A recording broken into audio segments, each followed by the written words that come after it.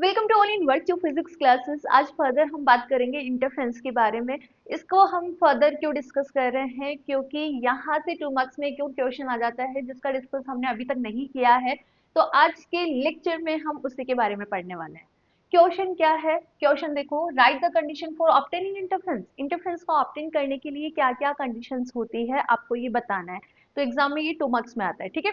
क्या क्या कंडीशंस होती है, जल्दी से आंसर आना चाहिए।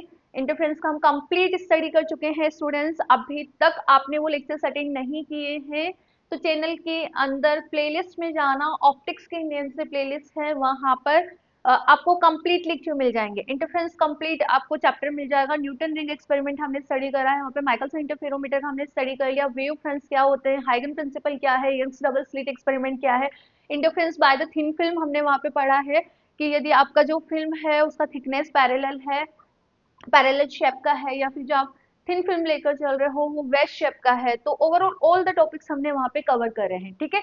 तो बताओ मुझे जल्दी से कि इंटरफेरेंस को ऑप्टिंग करने की क्या क्या कंडीशन होती है। इंटरफेरेंस है क्या, ये तो समझ आता है ना, जब दो वेव सेम ही डायरेक्शन के अंदर सेम एम्पलीट्यूड की सेम फ्रीक्वेंसी की ट्रेवल करती है, सुपरपोज होकर हमें इंटरफेरेंस पैटर्न देती है, ठीक है। तो फर्स्ट कंडीशन क्या होती है, जब सोर्सेज लेकर चल रहे हो वो आपके कोहेरेंट होने चाहिए। तो फर्स्ट यहाँ पर आप क्या लिखोगे, the two light sources must be coherent। First condition ही ये है, यदि आपके लाइट सोर्सेस कोहेरेंट नहीं है तो इंटरफेरेंस पैटर्न हमें मिलेगा ही नहीं।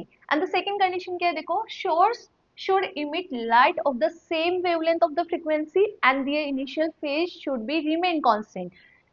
जो वेव्स इमिट हो रही है सोर्स से उनका वेवलेंथ सेम होना चाहिए और उसका जो फेज है वो कांस्टेंट रहना चाहिए, ठीक है। तो second condition is source should be emit light of the same wavelength of frequency, same wavelength of frequency, and the initial phase should be remains constant. And the third is amplitude of wave should be approximate equal। This is also a necessary condition for interference।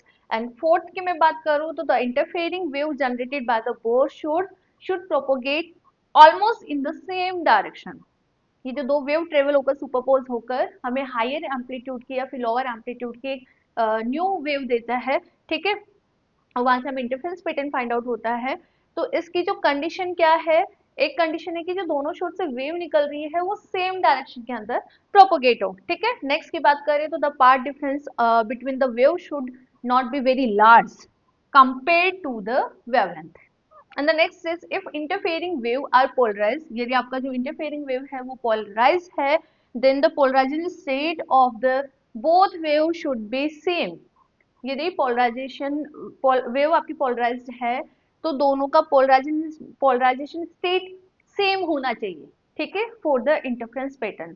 तो 2 marks के लिए ये आपका answer sufficient है। जल्दी से recall करो। तो फर्स्ट इज लाइट सोर्स आपका कोहेरेंट होना चाहिए। सेकंड इज लाइट सोर्स से जो वेव निकल रही है उनकी जो फ्रीक्वेंसी है वो सेम होनी चाहिए और इनिशियल उनका फेज क्या होना चाहिए, कांस्टेंट होना चाहिए।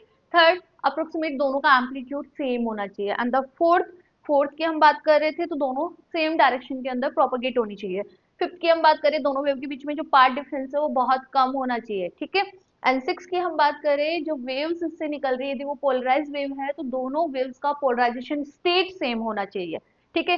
तो इस तरह से यदि वो वेव्स इन सब कंडीशंस को फॉलो करती है तो you can easily find out interference pattern.